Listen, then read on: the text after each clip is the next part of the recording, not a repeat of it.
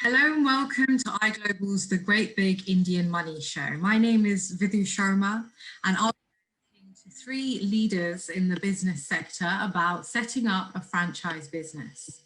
Franchise business is big business. What does it take to own and run your own franchise? Is it enough to have a business buddy to help you along the way? We're going to hear from two successful franchise investors and a franchise consultant about their journey. First, we have Parish Mistry, Managing Director of Right at Home. He is a chartered accountant by profession with over 10 years in the financial services industry. But he took the very brave and risky decision of embarking on a new journey when he wanted to try and create a positive difference in his community. And in 2019, he started a franchise business providing quality care in a person's own home. Then we have Shakil Jivraj. He has over 13 years experience in the hospitality and food sector, principally with Pizza Hut delivery and Starbucks. But over the last 12 months, he has been investing into other industries and brands, such as the leisure and fitness sector, which is particularly attractive due to its ongoing growth and available opportunities. And along with his brother, a qualified personal trainer, he's recently invested in a 9-round franchise and is looking forward to seeing it grow. And then we have Karishma Vaghela, franchise consultant, 5 times Business Awards finalist and independent franchise consultant. She has 6 years on the operational front, leading, developing and successfully restructuring multiple franchises on behalf of investors for UK Super Brand Pitman Training, securing her 2 finalist awards, Best New Business and Best Business Women in Franchising. So I'm really looking forward to learning all about franchising because I'm a real amateur and I'm sure that this conversation will be truly enlightening. But before we get into the discussion, I'd like to just give you all each just a couple of minutes to just explain to us in your own words why one should consider investing in a franchise business. Let's first start with Karishma. Hi, thanks, Vidhu. Right, so as you've been told, I'm a franchise consultant. I have a vast amount of experience, not just running franchises, but working with the franchisors and overseeing the industry, you know, from a different perspective. And I think there needs to be a spotlight put on franchising in the UK and an opportunity to divert completely from starting your own business and moving towards what is a ready-made business, essentially. Somebody has already created a business that's successful, that's profitable, that is trademarked, that they're willing to almost sell a part of it to a partner who wants to come in and take that brand, take that model into a different area, which we call a territory, a franchise territory, and grow it and really become part of that brand. And what you essentially have there is something you know is successful, so you're not starting from scratch. Something that has been built, you know, to the point where the marketing is covered. You know how to develop the business. You potentially, if you're buying into an established or a startup, it varies, but you're buying into a network of people just like yourself who have taken the same journey, who are there to, you know, support you, to guide you, to sort of welcome you in and share their experiences of the brand and how they've grown and how it's done for them. And that eliminates you having all the startup costs yourself, not knowing how to market the business, you know, not knowing how to grow the business, how to do the accounting, having a database, because all these processes and systems are all part of what you're buying into. You're buying into this whole know-how of this is the business, this is how you run it, and this is how you very quickly get it off the ground. So you're avoiding a lot of those initial steps of growth. And that's essentially the reason you should buy into a franchise. Okay, and it has a far higher success rate than starting out on your own. Over 90% success rate if you buy into a franchise business. Okay. Some really interesting insights there. Thank you, Karishma. Barish, I wonder, because you've come through the startup route yourself, do you agree with that? And also just to answer the question, why should one invest in a franchise business? Sure. Yeah. No. Thanks, Vidhu. And yeah, absolutely. I do kind of, in terms of what Krishma has mentioned, it does resonate quite well with myself as well.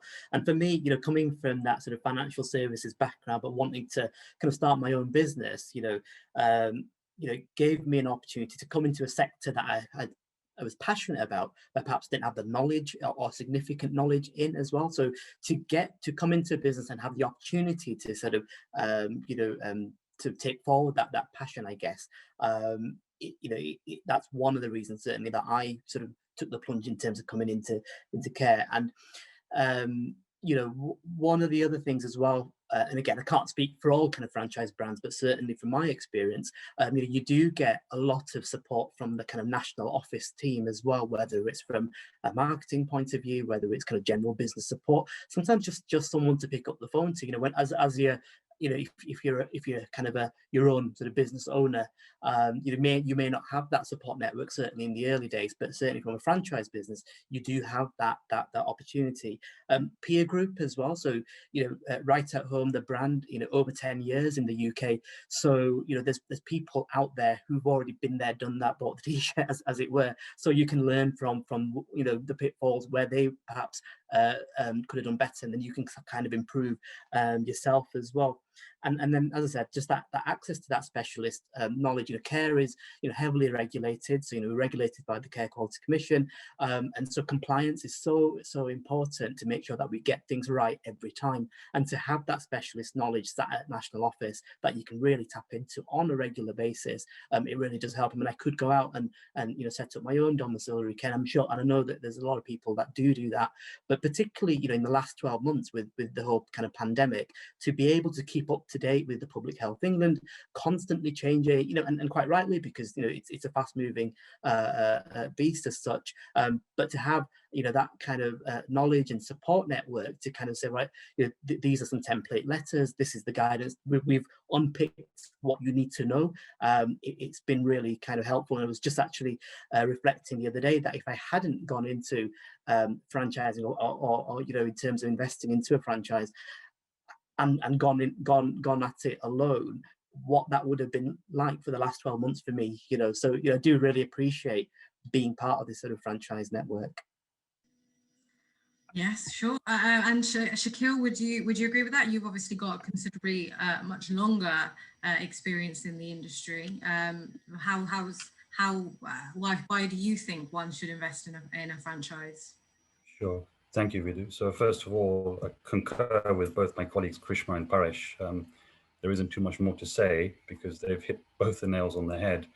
Essentially, franchisors will create a blueprint for a successful business that is easily replicable. That is their aim. They will always bring in the right support network and bring in the right team of people to help you become successful. And that may be the likes of training and HR partners within their business, or operational partners to support you if you're coming in fresh from the outside. You don't necessarily need the experience to go into the franchise of your choice. However, they will provide you the necessary backing for that. There are multiple different options. You could go into driveway tarmacking franchising, for example. It doesn't have to be F&B, hospitality, and so on and so forth. Whatever you're passionate about, there is an opportunity there. And if you find that passion, I'm sure with the right assistance and research, you can find an opportunity that will tick the right box for you. Going into franchising will definitely open your eyes in terms of the level of support and structure that there is out there. So choosing the right opportunity is key for you. But also I'm 100% sure that you will have that speed of growth that you probably wouldn't anticipate initially, because that's what brands want. They want increased brand equity. And for that, they need to have the right people in the background, and then choosing yourself as the right partner. Brilliant. I think something that has been a thread through all of your comments was structure and support.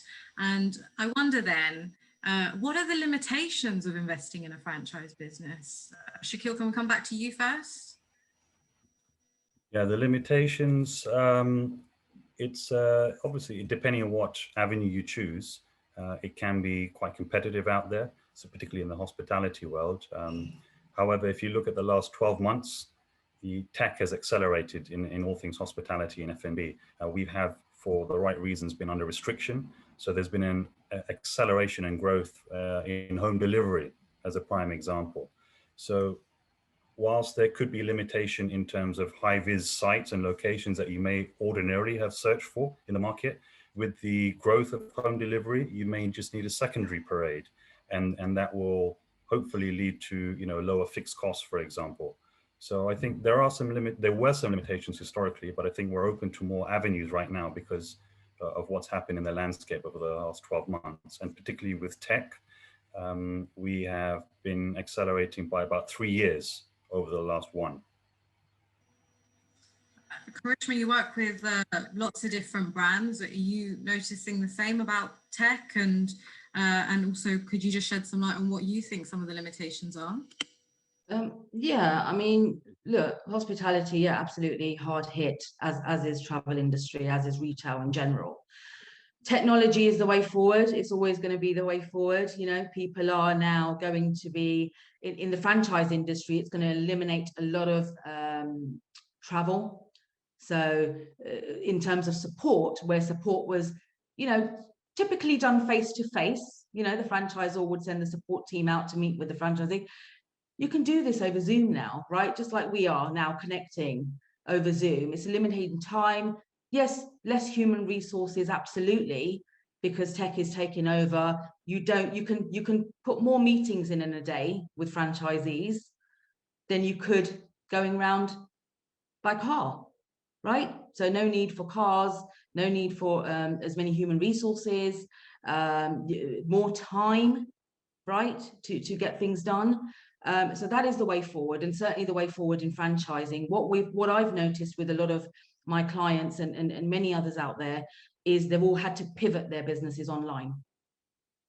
Many in the kids sector, they had to provide kids, move their kids clubs and kids activities online. But what's happened is they've seen an opportunity. The same with the hospitality businesses, which I feel, because I'm also a business development consultant outside of franchise, is delivery should have always been there.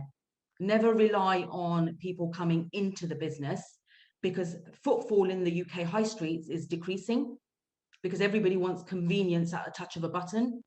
And everything is going online. Everybody's able to you know, I work with a new client right now. It's a licensing model, not a franchising model, very new startup, and it's property sector. How you can put your own property online yourself, eliminating the agent, and this is the business. And again, that's going to go out in some form of a partnership model. There's a lot of interest in it. So people have pivoted, but I think the people that will grow are the people that have seen this as an opportunity. And I think that's going to be the way forward. And I think people have opened their eyes as to what's possible and the different revenue channels they can now generate by going online. Yes, I think we can see that across industries as well. Parish, I wonder then, as the newest investor into franchise business, what other changes have you seen over the last 12 months to how you've been supported? Yeah, absolutely. I mean, just kind of on the back of what Karishma was saying, you know, in terms of that support network, I guess, you know, it's still there. It's via Zoom. You know, the benefit, I guess, of kind of remote working, I guess, is that, you know, we get regular touch points with the CEO as well at the national office. You know, you wouldn't necessarily get that at the moment. You know, once every couple of months we get a Zoom, you know, we have a Zoom call with the CEO and the COO, and not just your business manager, kind of a thing. So that's really helpful as well. That, you know, it shows that, you know, it's a vested interest. Obviously, they want you to succeed, because the more you succeed, they will succeed as well. But to feel that you are part of that kind of wider network, right from the top down. You know, it's not just you know, the kind of middle management that at national office that support you. You know, you do get that. You do or you can tap into that national senior management team as well, which is really useful. You know, I guess, you know, in the last 12 months with the pandemic, you know, we've obviously had to adapt our business, and I think that's the thing, that, you know, you can sort of sit still and think, well, gosh, I can't do anything now. But, you know, the limitation is that is the limitation, I guess. If you think that you can't do anything, then you can't. But if you can adapt your business model, the way you work, the way you do things, you know, what part of you know, what we do, it's very much about getting into the community and community engagement in terms of care, and you know, particularly kind of private quality care as well. You've sort of having to sort of work with and develop referral partners, and it's difficult to do that without actually meeting people. But how you can adapt and still, you know, connect via LinkedIn and arrange the Zoom calls, arrange you know, ensure that you're part of local networking groups and that kind of a thing. You know, it's you know, obviously we've all done so much more online than we would have done 12 months ago, but it's the ability to be able to do that, I guess, and just sort of keep moving forward, and know that actually at some point you know, it will, your business will grow, essentially. Brilliant. So Shakil, how do you adapt to the online world with food and hospitality? How does that work? Ultimately, the franchisors have strength in depth and enough, they're enough of a powerhouse to have tech support in the background. So Starbucks, for example, massive global company, they partnered with the aggregators very soon after the first lockdown. So I think we trialed in our stores alongside Uber Eats and so on and so forth. And who would have known that coffee at home would be mixing at almost 25% of our mix right now. It's a huge number, which was unheard of back then, because to Krishma's point earlier, there was a reliance on people coming into your store. But we have become the kings of convenience, whether that is through home delivery, whether that is through click and collect, which again, the brand have supported with. And that's on the hospitality side. On the health and wellness side, in the leisure industry, again, we had to pivot because all gyms were locked down for the right reasons, maybe thrice over the last 12 months. But our brand, 9Round, they pivoted and adapted well. They conducted their classes online to existing members and to attract new memberships for free, but to engage them at the outset and hopefully bring them in once the landscape opens up. So all of that technology has been provided by the brand. They're smart enough, they've got the leverage to attract and use social media to its advantage. And we've benefited from that as franchisees. Yeah, and I was really pleased that my coffee, my Americano last week, was still warm when it arrived, which I was really surprised about. I did have the tequila out ready to reheat it. So we touched on some of the challenges that the pandemic has posed, but another one that we haven't touched on is people that would be seeking to invest in a franchise. The job market, you know, is really at a low point. Furlough is due to come to an end this year. And there are many perceptions that investing in a franchise is expensive, yet people will still invest in their own sort of startups and probably put in just as much money to get that off the ground. Krishma, I'd like to come to you. Would you agree that investing in a franchise is expensive, and is the payoff worth it? Could you just shed some light on that? Is it expensive? I wouldn't say it's expensive. It's an investment. You are eliminating all those mistakes, all the setup, all the you know, piloting and all of that as you start a business. Imagine the cost that goes into that, and imagine how much it's cost you, and you've made mistakes and you've had to restart again. Whereas this way, you're going straight in, right? Whether that business is something which is more costly in terms of operations, like setting up a food business, which it is, right? In comparison to a dog walking business, because there really is something for everybody out there, whether you're a mum looking to work around your children and start up a kids club, or maybe a football club, or something like that, to somebody who does want to do what Shakil's doing and invest and create a whole company that is just buying into franchise brands, where you are paying, and this is really important for me to point out, is you will see that there's a franchise fee the initial fee that you're paying for the training, for the trademark and the initial support, but don't be fooled, because then there is the operational expenses of getting that business set up and started, the fit out costs for running something like a Pizza Hut or a Starbucks, and then the staffing costs, the equipment costs. So those are all part of, you know, built into the projections of a new franchisee starting. But then I know franchises that where you're investing no more than £6,000-7,000.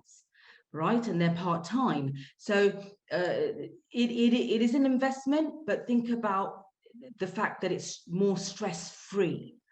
And all the things that, you know, Paresh and Shakil have talked about, the level of support that if you're in the pandemic, you're not in it on your own, right? You're in it as part of a team, as a network, everybody sharing ideas. What do we do? Where do we go from here? You know, some of them will have suffered. I know a lot of people that I know went through their mental state of mind. But when you've got a support network, you've got people to pull you out of that and you know, get you thinking and getting back on your feet again, but working collaborative together with the franchisor. And that is worth the investment. Okay. Paresh, what are your thoughts on those perceptions that investing in a franchise is expensive? Yeah, absolutely. And again, you know, I think Krishma, you know, sort of hit the nail on the head. You know, the key word is investing. It's investment. You know, it's you know, if as long as you keep in mind that you're investing into something, then you know that's the motivation. Then really, that if you invest in something, it will grow essentially.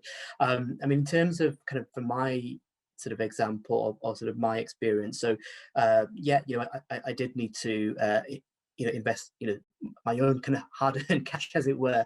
But the benefit of again, being associated with a brand such as Right at Home and another sort of great brands out there is that, you know, they have very good relationships with, you know, some of the more popular high street banks such as, you know, Lloyds and RBS and NatWest, etc. So you can get, you know, loans, business loans, and, you know, you get that support in terms of building that business proposal, that business plan as well, and you know, potentially at a preferential rate as well. But yeah, the key piece here is that you are investing in something, and when you're investing in something, you know, there is an expectation of growth, but obviously that expectation of growth can only happen with your own kind of hard work to make sure that it does actually happen. And Shakil, with much longer in the industry, so what are your thoughts on those perceptions? Sure. Thank you. Yeah, I concur with my colleagues again. It's that investment is important, but it depends which industry or choice you make of a franchise to associate and partner yourself with. It could be anything, as Krishma said, in single figures, 5,000, 6,000. If you want to partner with one of the larger brands, if there are opportunities, it will cost you a lot more. But then you make that decision on that return and that payback that you're expecting based on the transparency that they will give you, right? It could be a 1 year, 3 year, 5 year payback, but that's given to you up front, and then you have to do your own due diligence in terms of confirming that, and then you make the right decision whether you wish to proceed or not. Yeah. Brilliant, thank you. Paresh, what is one thing you wish you knew in 2019 when you first set up your franchise business? What is one thing that you wish you knew then that you know now? Bit of a difficult question. Yeah, you know, I guess through this journey, you sort of certainly learn lots. I guess, you know, with any business, you know, that resilience is important. I guess this last 12 months has certainly taught me that yeah, you know, you kind of hear that word and that phrase, but certainly that's one thing. I guess 12 months prior didn't, you know, it's just a word, but actually 12 months on, you think, yeah, that word resilience, I kind of understand what that actually means now. Perhaps 12 months ago, I wouldn't really, it was just a phrase out there really, but just to kind of keep going and just keep that sort of self-belief really, essentially. Brilliant. And Shakil, you were fresh out of university when you first started, right? What is one thing you wish you knew then that you know now? So you're right. When I first started with my father at the time, I left my very first corporate role, um, and I think it was the soft skills of that are required within the industry, of working with, learning from, and managing others within the business, especially if you wish to grow, and that was always our intent. But it took me quite a while at such a young age to understand that, look, we're all on the same level, whether I'm going to start working as a delivery driver in one of our own units and employing someone at that level. I need to be able to talk to them on the same sphere and make sure that they connect with us and we can connect with them. So I think the soft skills were important, is particularly in F&B and hospitality on the people side. And that's something it took time for me to learn, coming from a corporate background. Yes, of course. And you didn't have so long in the corporate background either to have seen how that works. So you're really picking it up on the job. So Karishma, we've got soft skills, we've got resilience, patience. What would be some other tips that you would impart on those that are seeking to invest and looking at other streams of income or setting up business? I just say keep an open mind, look at different opportunities, think about the possibilities, right? I mean, nobody knew that their business was able to go online, or, you know, we can actually earn money. Like Shakil was saying with the coffee, wow, we could have been doing this before. Why weren't we doing this before? So now I think it's, and I've always said to people, multiple revenue channels, always go into a business that has that. Don't rely on one source of income. So keep an open mind. And actually, funnily enough, from my own experience, which is, you know, within Pitman Training and running businesses, and the reason my centre became a #1 franchise out of 120 was because I didn't sit still. I did not sit still, right? I didn't wait for the franchisor to hand me warm leads of people who wanted training. I went out and sought, and within 6 months we were the top in comparison to even London, and I was running Harrow at that time. So for me, it was, I looked at opportunities. How else could I grow? So don't just, you know, with franchise, there isn't, and then this varies because when you're with the more established, it is all proven and whether you can open your doors. But there is that opportunity for a franchisee to say, but I did this and it worked. Maybe you could do it. Right? So you can go and look for more opportunities. You can go and test it. You don't just, yes, you have to follow processes. But now, you know, I'm back in this training business again, this time directly with the brand itself, with the franchisor. And it's because I had an open mind, because I did things that other people didn't do. And you can still use your intellect to go out and knock on doors and bring in additional revenue from something they haven't particularly done before. And that is going to be very common in startup franchisors. With startup franchisors, it's going to be very common, those that come in, because they're still learning, they're still standing up on their feet, right? Franchising is completely a different ball game, but they are going to learn a lot from the people they bring into the business with these kind of other soft skills and things like that, their backgrounds.